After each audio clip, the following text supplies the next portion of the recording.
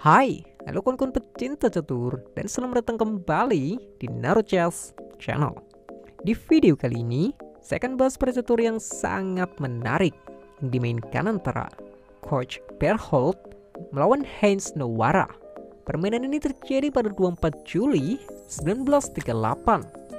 Dan oke, baiklah kawan-kawan, kita langsung ke permainan. Di sini Berthold sebagai putih dan Nowara memegang hitam. Permainan dimulai dengan E4 dan E6, lalu D4 dan pion ke D5 menantang pion. Tawaran ditolak dan pion maju ke E5, namun dia dapat tawaran lagi dengan pion C5. Nowara masih gak mau makan pion, tapi melindungi dengan pion C3. Oke, kita lanjut lagi kuda C6, menambah tekanan pion.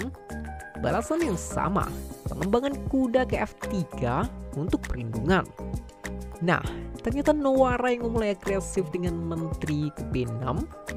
Ini tapi masih nggak ada apa-apanya. Jadi Berthold juga mengeluarkan gajah ke D3 untuk sekaligus persiapan rokade pendek. Oke, lanjutannya adalah gajah ke D7 bersiap mengaktifkan benteng. Namun Berthold langsung memakan pion di C5. Ya, setidaknya ini akan merapuhkan pertahanan hitam jika dia nanti memilih untuk rokade panjang. Tapi ya, ini kesempatan yang bagus buat Nowara memakan kembali dengan gajah karena tempo gratis dan menyerang 2 kali pada pion F2. Oke, kalau ini udah auto Berthold rokade pendek ya. Dan perlu diketahui, kesalahan yang cukup sering dimainkan pemain hitam adalah memindahkan kuda G ke E7 dengan tujuan rokade pendek di geran selanjutnya. Sayangnya itu adalah blunder ya, karena dengan pion B4 gajah akan terjebak.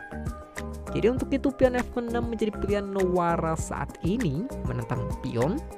Lagi-lagi Berthold mengabaikan tawaran dan tetap memilih bermain dengan pion B4 menyerang balik gajah. Baiklah, gajah mundur lagi ke E7 dan kembali Berthold hanya menjaga pion dengan gajah ke F4. Ya, Nowara masih kembali memakan pion dan setelah kuda memakan balik, pertukaran masih belum selesai. Sekarang pertukaran kuda akan kawan. Dan jelas gajah memakan kembali. Lalu akhirnya Nowara bisa mempersiapkan rokade pendek dengan kuda ke F6. Baiklah, putih juga gak mau tertinggal dengan kuda ke D2. Dan sekarang udah pasti rokade pendek ya. Oke, lanjut kuda yang terus naik ke F3. Dan kita udah masuk pada middle game.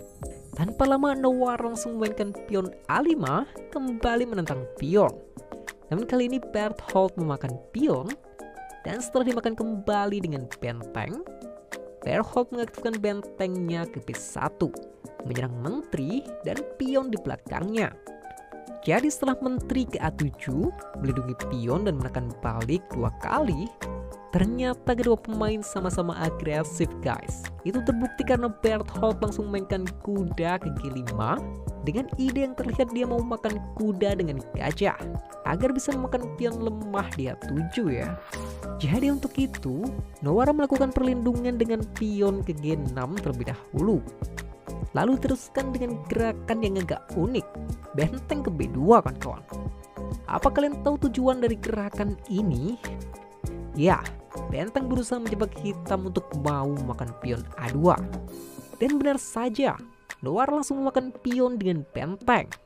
Nah, lalu apa selanjutnya? Gajah mundur ke D4 mengancam menteri. Dan nampaknya Nowara udah sadar dia terkena jebakan. Makanya pion maju ke B6 berusaha mengalihkan perhatian gajah. Dan oke, tibalah saatnya mengaktifkan jebakan yang udah dirancang baik oleh Berthold. Gajah makan pion G6 kan kawan. Mengorbankan gajah. Kenapa gajah ini berani untuk dikorbankan? Coba kita analisis. Jika pion berani makan gajah, maka lanjutannya adalah menteri ke C2 atau B1, mengancam pion dan benteng 2 kali. Lihat, sekarang kalian tahu apa yang saya maksud jebakan tadi kan? Ya, mungkin kuda E4 melindungi pion adalah jalan yang terbaik, tapi jelas benteng akan tetap makan benteng mengancam menteri. Atau jika ancaman ini sampai dibiarkan, ambil contoh benteng makan benteng. Maka ya udah jelas menteri makan pion skak, paksa raja kehalapan, dan gak perlu lama lagi menteri A7 adalah skakmat. Wow, sebuah jebakan yang sangat brilian. Kuda terpaku gajah sehingga menteri bisa pede untuk melakukan skakmat. Ya dan oke, kita kembali ke permainan. Kita tadi udah melihat jika gajah dimakan pion. Kali ini Nowara memilih opsi kedua, dia memakan benteng. Perhatikan baik-baik, ini akan menjadi pertunjukan menarik untuk kita simak dan nikmati bersama. Menteri langsung ke H5 kawan-kawan. Ya, kita udah tahu jika gajah sampai dimakan akan terjadi skakmat seperti di analisis tadi. Dan jika ini sampai dibiarkan, tentu menteri atau gajah akan memakan pion di H7 skak. Tapi respon yang bagus dari Nowara, dia mengorbankan pion ke E5, menyerang gajah dan membuka jalan untuk gajah. Apakah ini akan berpengaruh? Ya, Berthold tetap makan pion, dan ini agak rumit. Tahukah kalian, untuk melindungi hitam dari skakmat, dia harus mengorbankan kedua gajah. Misal gajah F5, gajah makan, baru gajah ke C5, melindungi pion dengan menteri. Tapi jelas itu akan sangat menyiksa kondisi hitam. Jadi daripada itu terjadi, dia memilih benteng makan pion F2.